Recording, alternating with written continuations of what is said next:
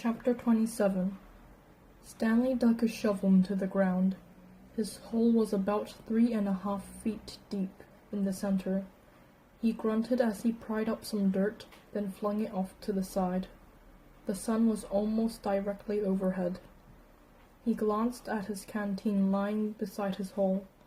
He knew it was half full, but he didn't take a drink just yet. He had to drink sparingly because he didn't know who would be driving the water truck the next time it came. 3 days had passed since the warden had scratched Mr. Sir. Every time Mr. Sir delivered water, he poured Stanley's straight into the ground. Unfortunately, Mr. Pedancy delivered the water more often than Mr. Sir.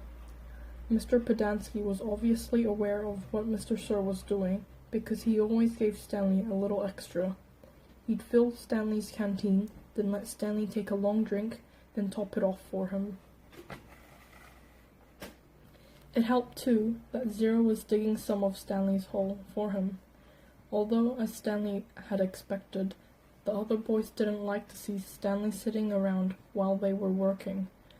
They'd say things like, "Who died and made you king?" or, "It must be nice to have your own personal slave."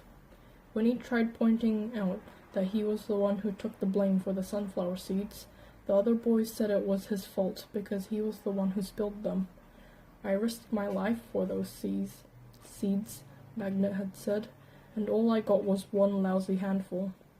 Stanley had also tried to explain that he needed to save his energy so he could teach Zero how to read, but the other boys just mocked him.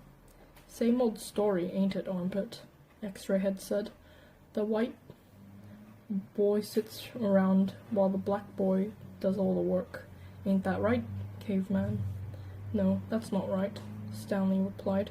"No, it ain't," X-Ray agreed. "It ain't right at all." Stanley dug another shovelful of dirt. He knew X-Ray wouldn't have been talking like that if he was the one teaching Zero to read. Then X-Ray would be talking about how important it is that he got his rest, right? So he could be a better teacher, right?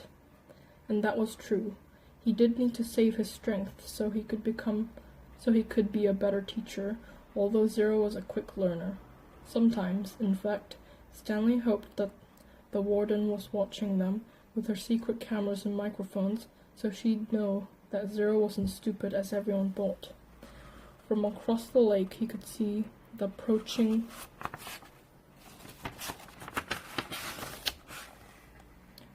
dust cloud. He took a drink from his canteen, then waited to see who was driving the truck.